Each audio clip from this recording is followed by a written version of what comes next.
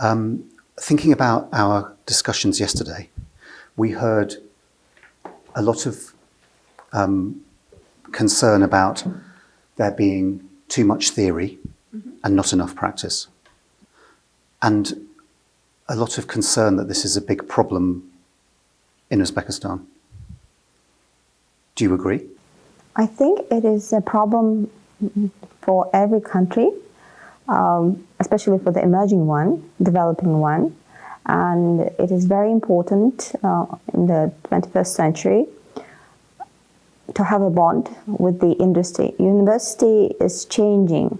We're going through the transformation, especially the pandemic, COVID-19, pushed us, made us to change. So we have to, if we were negligent before, now we have to make some changes. Otherwise, there is no point of having this kind of universities.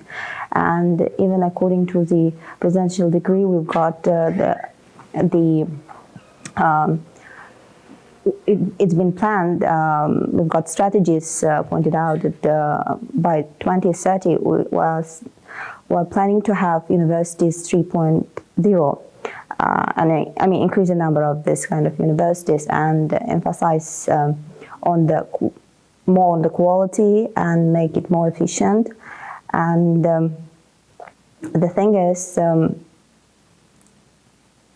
bonding with the industry. It's kind of part of the university 3.0. So it's in the mission of these universities. However, we are already living in the digital era, and revolution, industrial revolution 4.0 is like demanding us to move forward. So, is it a problem that you recognize, Umida? Well, I wouldn't call it a problem, but still it impacts our graduates' life after graduation. It makes them difficult to find jobs or to go through their careers, because they graduate with only theoretical knowledge and they have no idea about how it works in practice, and that presents difficulty for them. My perspective is that I think this is a perennial issue in education, that for as long as I can remember, in all of my career, these debates have existed. So I don't think it's something new, and I don't think it's something unique to this country or unique to the UK, where we have the same debates. And I think in a way you could argue that we need the right balance. We need to have theory and practice, action and ideas in a good equilibrium. But I was thinking, for me, what's at the heart of that issue is the action that people take who are academics like you, and especially Umida, from what we've heard about your work in the Textiles Institute, and what I heard in your account of the way that you practice was that you absolutely are creating a learning environment where you bring together theory and practice in an incredibly effective way right now.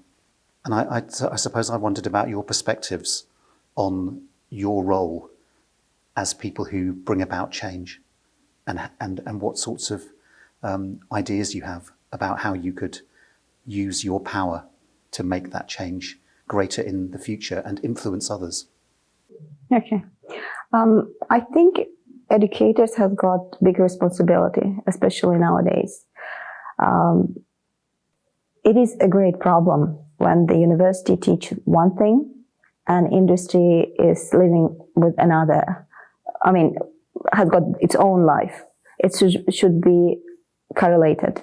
There should be bond. It is like one family. They shouldn't be separated at all, because no point of having university if they don't prepare students, graduates for the real life in terms of like specialists should have which are demanded by the employees and demanded by the time and the industry.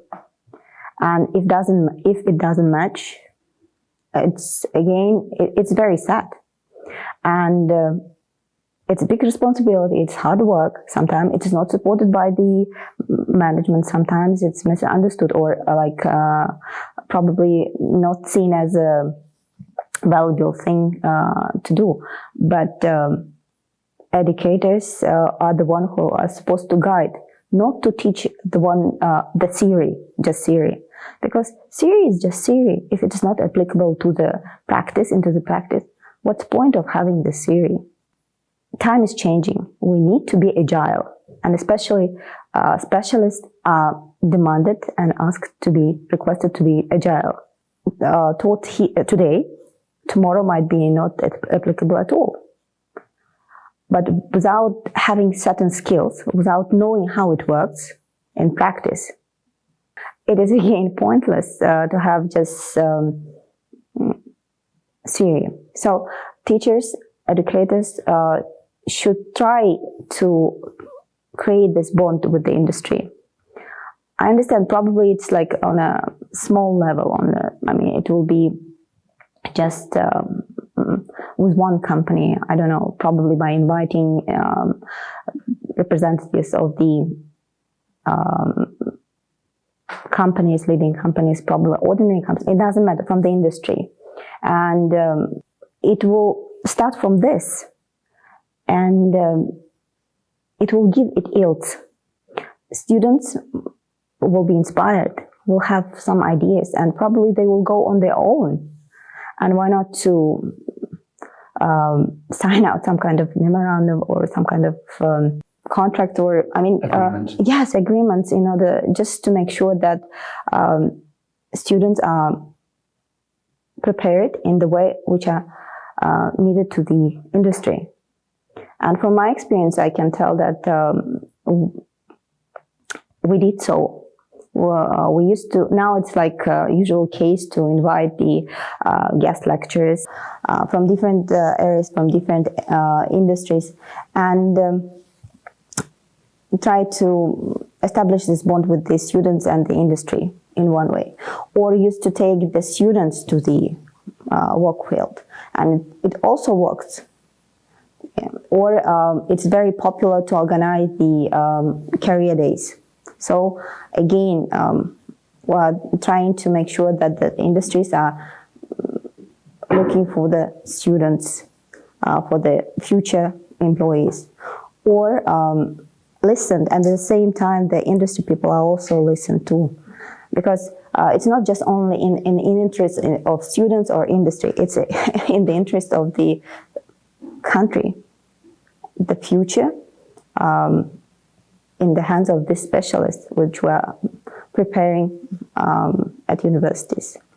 So if I ask the same question to you, Umida, I'm interested in your understanding of your own power to change things.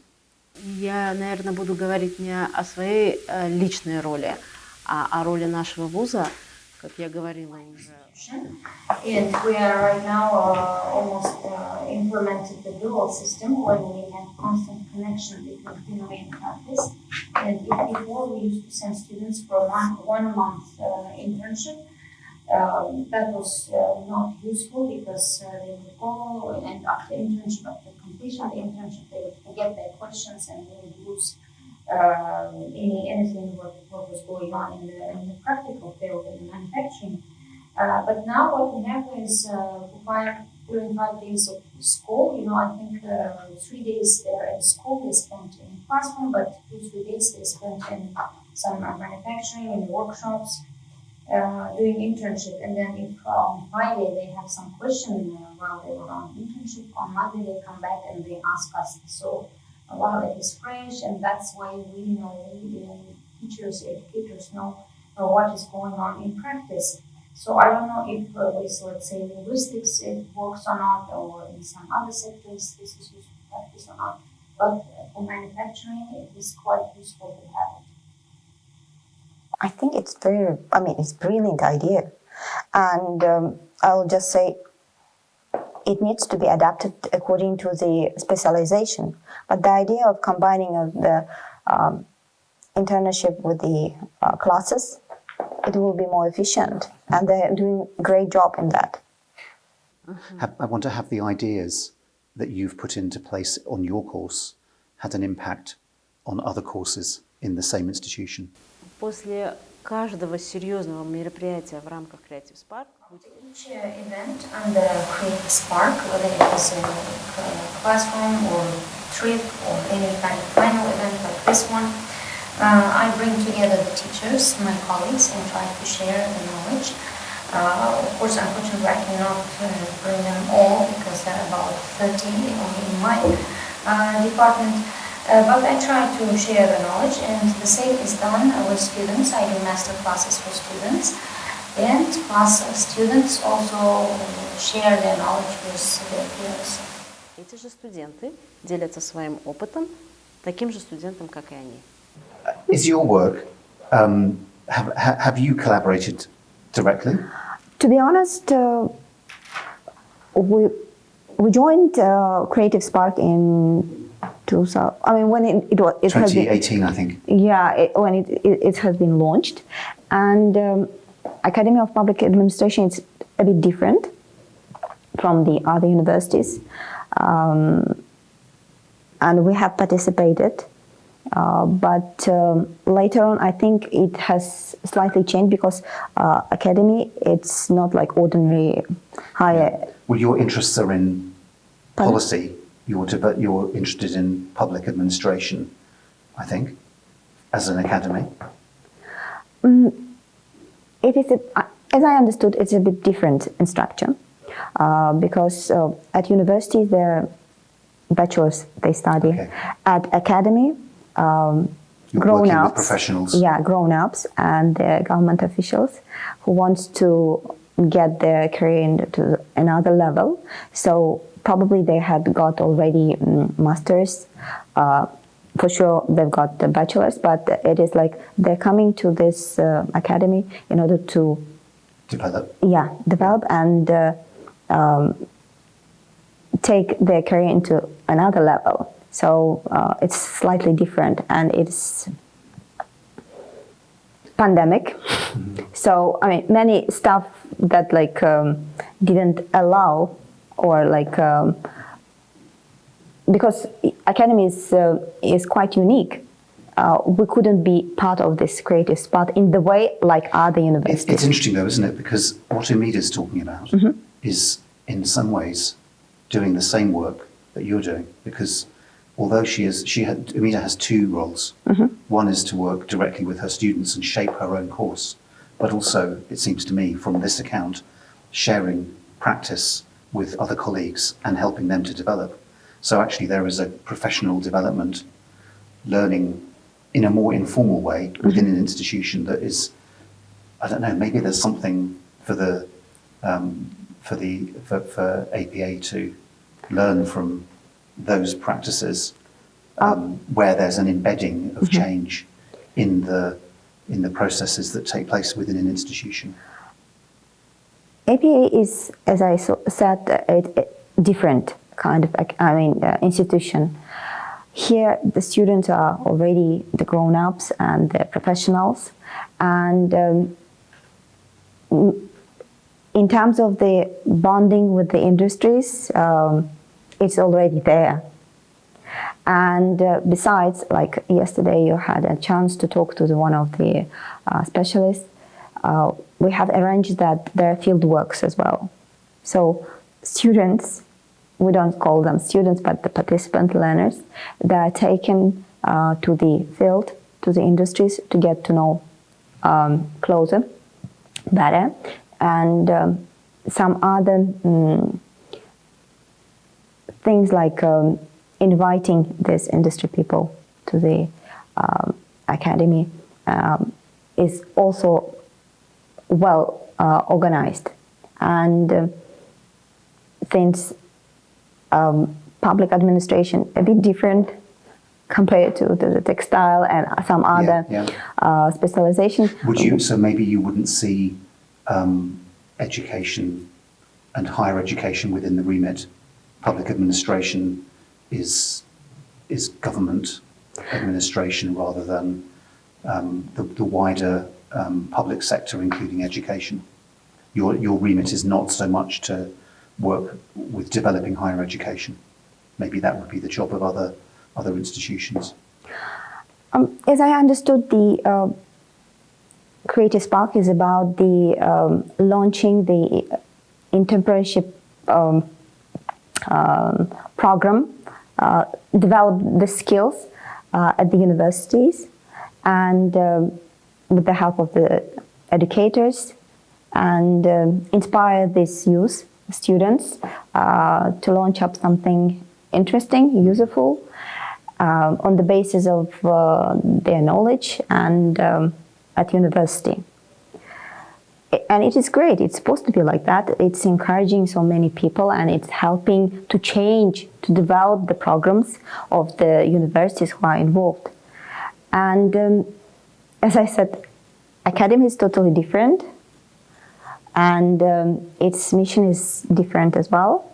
And